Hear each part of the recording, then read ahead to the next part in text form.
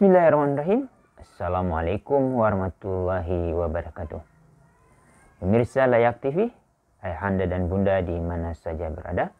Alhamdulillah kita masih diberi kesempatan oleh Allah untuk berbagi informasi tentang konvensi HAN. Kali ini kita masuki klaster keempat tentang hak sipil dan kebebasan, bagian hak anak atas kebebasan berpikir, berhati nurani, dan beragama. 3 hak anak ini menjadi sangat penting. Kembali lagi, kuncinya ada pada ayahanda dan bunda. Bagaimana ayahanda memberi keleluasaan bagi anak untuk bebas berpikir. Ini tergantung dari informasi apa yang mereka dapat, yang mereka baca, yang mereka akses.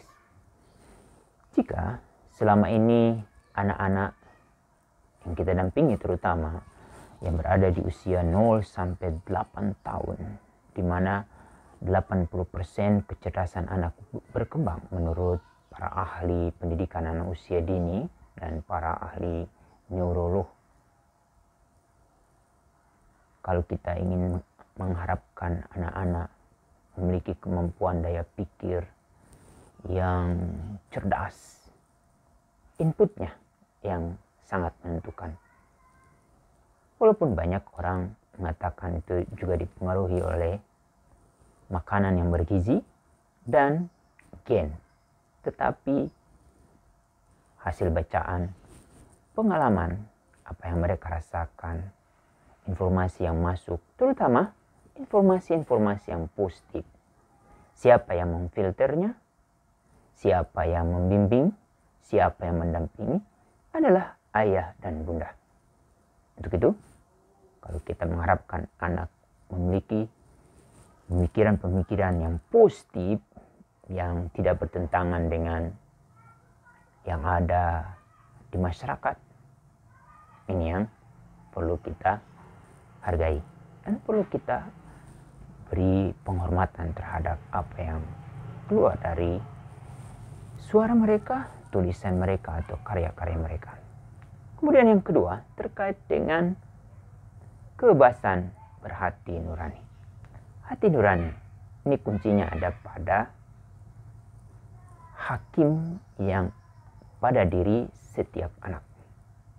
Apabila anak melakukan segala sesuatu, dia selalu bertanya pada hatinya, apakah ini berdampak positif tidak kepada lingkungan di mana dia tinggal, lingkungan dia di mana bermain, lingkungan di mana dia belajar, atau lingkungan di tempat-tempat umum.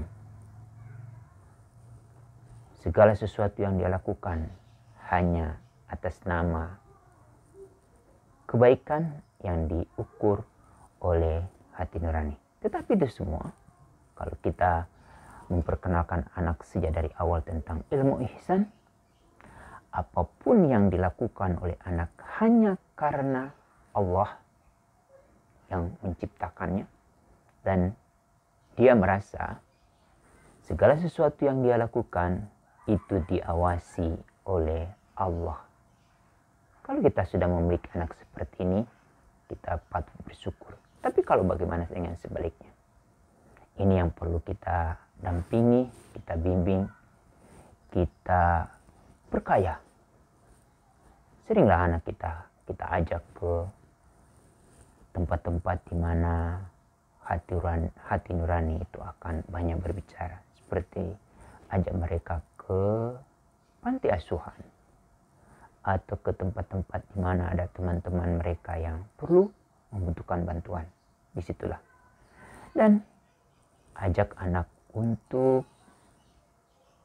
menyayangi, menghargai, dan menjaga tanaman, makhluk Tuhan lainnya seperti hewan-hewan yang ada di sekitar. Kecuali kalau ada yang mengganggu. Lalu makhluk Tuhan yang gaib lainnya. Hati nurani. Kalau hati nurani merasa tidak nyaman atau tidak tenang, itu berarti apa yang dia lakukan tidak sesuai dengan apa yang dikehendaki oleh orang tua, oleh masyarakat, atau oleh lingkungan lain. Dirinya saja tidak menerima, apalagi yang di sekitarnya. Yang ketiga, kebebasan beragama. Kebebasan beragama ini poinnya adalah pada saat anak melakukan aktivitas keagamaan, dia tidak mengalami tekanan, dia tidak mengalami hambatan. Jadi bebas menjalankan ibadah. Sebagaimana yang dia lihat dari praktik-praktik yang dilakukan oleh ayahanda dan bundanya. Untuk itu, kunci kalau anak taat beragama itu siapa dulu modelnya. Kalau modelnya berkualitas, itulah hasilnya.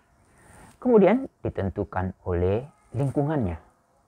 Kemudian ditentukan oleh tokoh-tokoh masyarakatnya. Untuk itu, para tokoh masyarakat perlu melakukan pemantauan kepada orang tua yang tidak aktif menjalankan ibadah sesuai dengan agama dan keyakinannya. Lalu otomatis orang tua juga akan memantau.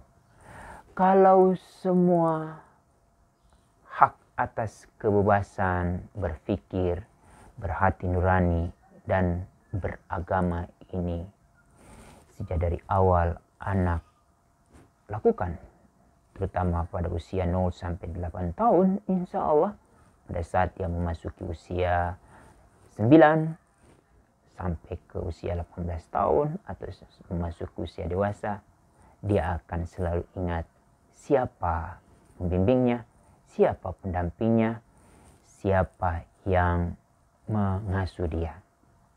Tidak lain adalah ayahanda dan bunda sebagai pendidik pertama dan utama. Bagaimana kalau sebaliknya? Tanggung jawab ayahanda dan bunda itu akan dimintai pertanggungjawaban oleh Maha Pencipta. Demikian, kita lanjutkan sesi berikutnya membahas bagian lain dari klaster hak sipil dan kebebasan. Demikian, Assalamualaikum warahmatullahi wabarakatuh.